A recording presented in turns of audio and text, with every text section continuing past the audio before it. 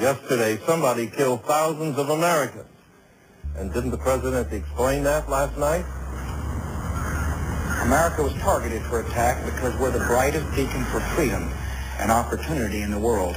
But whether it is or isn't, that is not why what happened yesterday happened. It's not the reason that few Muslims would murder so many Americans. The U.S. has become a target for terrorism simply because many Arabs regard its policies, not its democracy, as antagonistic to them, to their own identities, to their own passionately held causes, to their own religion. In the shadow of Rome. The war, we are told, has been over for months in the sweltering desert of Iraq. As Bush the Lesser proclaimed several months ago, as he swaggered in his tailor-made flight suit, mission accomplished. Yet if wars are measured in death, destruction, and conflict, the Iraq adventure is many things, but over it ain't. As these words are being written, there comes reports of conflicts with U.S. troops and Iraqis in the so-called Sunni Triangle, sparked by protesters who are parading through an Iraqi town with pictures depicting Iraq's former president, Saddam Hussein. The body count of Americans, not to mention Iraqis who have died in the broadening conflict, has equaled or exceeded that of the active war itself. Also, by increasing numbers, the American people are becoming increasingly disenchanted with the Iraq occupation. Some are beginning to question the claimed reasons for the war and occupation, as there's no indication that so-called weapons of mass destruction exist or have existed for years. As the eloquent black nationalist Malcolm X was fond of saying, history is best regarded to reward our research. When we look at the emergence of the U.S. empire, we're tempted to look at historical precedents like Rome. A man regarded as Rome's greatest historian, Tacitus, wrote of Roman wars for imperial looting against the Britons, the Gauls, and other ancient peoples.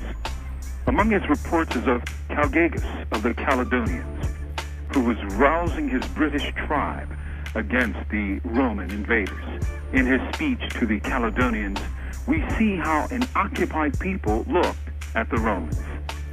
As often as I consider the causes of war and our dire straits, I have great confidence that this day and your union will be the beginning of freedom for all Britain, for you have all joined together. You who have not experienced slavery, for whom there are no lands further on, and even the sea is not safe with the Roman fleet threatening us. Thus battle and weapons, which are honorable for the brave, are likewise the greatest source of safety even for cowards. Now the farthest boundary of Britain lies open. Now there are no people farther on, nothing except waves and rocks, and the Romans more hostile than these, whose arrogance you would in vain try to avoid by obedience and submission.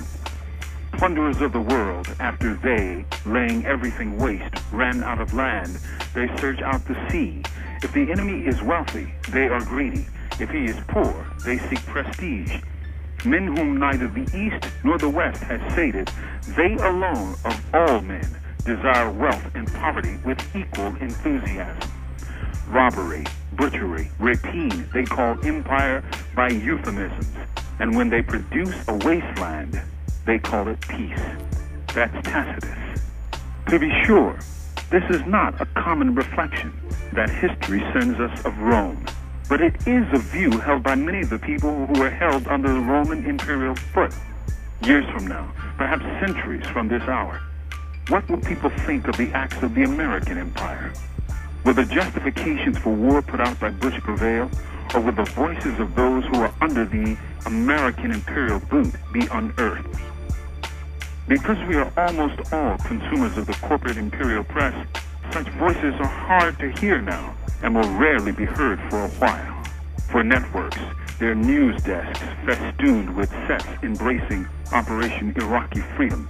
It'll take some time for the voice of Iraqi underdogs to carve through the marble. But if Tacitus teaches us anything, it is that those voices will have their hearing. History at its best reflects more upon the present than the past. It gives us some idea not only of what came before, but of what is happening now and why. In 2,000 years, we are still engaged in empire by euphemisms, where war is peace and warriors are peacekeepers. From death row, this is Mumia Abu-Jamal. These commentaries are produced by Noel Hanrahan for Prison Radio.